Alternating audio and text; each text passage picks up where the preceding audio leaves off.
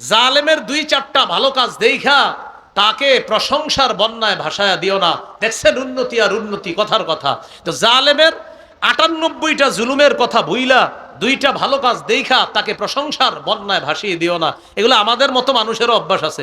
আমরা মাইক পাইলে কি বলি? তিনি অমক, তিনি তমক, তিনি এই, তিনি সেই। তিনি আমাদের এলাকায় খেটে পাওয়া মানুষের পাশে বারবার দাঁড়ায়। আসলে আজকে প্রথম আইস, মনে করেন একজন আমার পাশে আসছে, কথার কথা। তো আমার কানে কানে বললো, হুজুর একজন আসছে, ওনার সম্পর্কে একটু বলেন। তো আমি বলা শুরু করছি, বারবার আমাদের এলাকায় যিনি আসেন, যিনি বারবার খেটে খাওয়া মানুষের পাশে দাঁড়ায়, আসলে আজকে প্রথম আইছে। তো আমি যে বারবার কইলাম, এটা কি সত্য হইলো না মিথ্যা কথা? এইভাবে 50টা প্রশংসা করলাম আর 40টা মিথ্যা কথা, আর 2টা হলো সত্য কথা। আল্লাহ বলেন, এইভাবে জালেমকে তুমি প্রশংসার বন্যায় ভাসিয়ে দিও না তার 2-4টা ভালো কাজ দেখা। জালেমের সাথে সর্বোচ্চ সৌজন্যমূলক আচরণ কি করবেন? তাকি উসমানী হাফিজাহুল্লাহ তিনি লিখেছেন আয়াতের ব্যাখ্যায়, সর্বোচ্চ এতটুকু, উনি আপনারে সালাম দিল, আপনি জি ওয়ালাইকুম আসসালাম, আর বেশি প্রশংসা দরকার নাই। এরে প্রশংসা করাই দরকার নাই। ভাল লাগলে সামনে বসে দেন, না হলে এরে এখান থেকে থুইয়া ভাগেন। যদি জালেমরে ভয় পান তাহলে কি করবেন? ওর আশেপাশে না থাইকা ওরে সাইরা অন্যদিকে চলে যান, কিন্তু ওর প্রশংসা করেন না। আমাদের কিছু সহজ সরল মানুষ আছে, এরা জানে যে লোকটা জালেম, এরপরও মাথা লড়ায়, মানে উনি ভালো, এইরকম কিছু মানুষ আছে, হুদাই মাথা নাড়াইতে থাকে। আর একদল মানুষ আছে ঠিক গলার মানুষ, ঠিক বলার, মানে এখানে আলোচক যা বলবে কয় ঠিক। কি বলবে বলেন তো? ঠিক। মানে মনে করেন আমি ব্যাঠিক বলছি, তাও কয় ঠিক। আবার পরের আলোচক আইসা আমার কথার উল্টাটা বলছে, এটাও শ্রোতারা কয় ঠিক। তো কি হইলো? আপনারা আমার কথায় কইলেন ঠিক, আমার কথাটা পরের আলোচক বললো উল্টাটা, ওইটাও ঠিক কইলেন। আসলে ঠিক কোনটা আমারে বুঝান। বলছিলাম আজ-জুনুবুস সাবঈয়া, 3 নাম্বার, জুলুম নির্যাতন করা, এটা অন্যায়, এটা করা যাবে না। 4 নাম্বার আজ-জুনুবুল বাহিমিয়া, গুরুত্বপূর্ণ অংশ ভাই, তাড়াতাড়ি মাইক দেন। হ্যাঁ,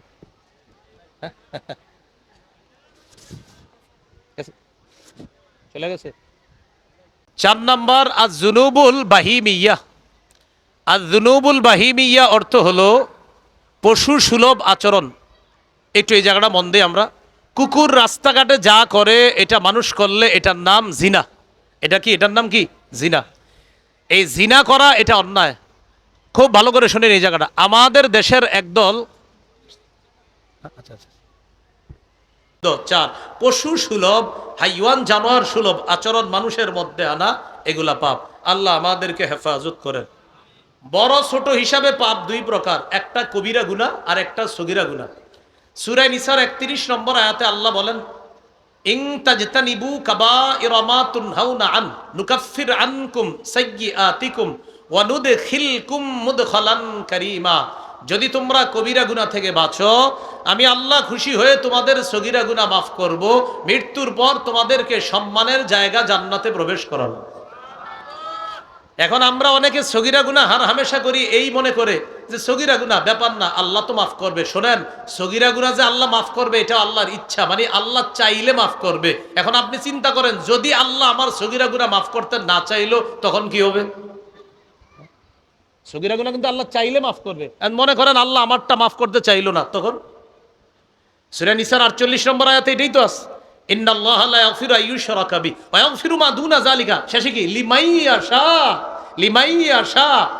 এর নিচের স্তরের যত গুনাহ আছে আল্লাহ যারে মন চায় তাকে মাফ করবে। আল্লাহ বলছে যাকে মন চায় মাফ করবে। কারণ আপনি সগীরা গুনাহ করতেছেন আর মনে করেন মাফ মাফ মাফ, যদি আল্লাহ না চাইলো। তাই সগীরা গুনাহ না করার চেষ্টা করা। এজন্য আরবের এক কবি বড় সুন্দর বলেছে যে গুনাহকে তুমি কখনো ছোট মনে করবা না, গুনাহকে তুমি কখনো ছোট মনে করবা না। মনে রাখবা, ইন্নাল জিবালা মিনাল হাসা, বড় বড় পাহাড়গুলা ছোট্ট ছোট্ট পাথর দিয়ে তৈরি।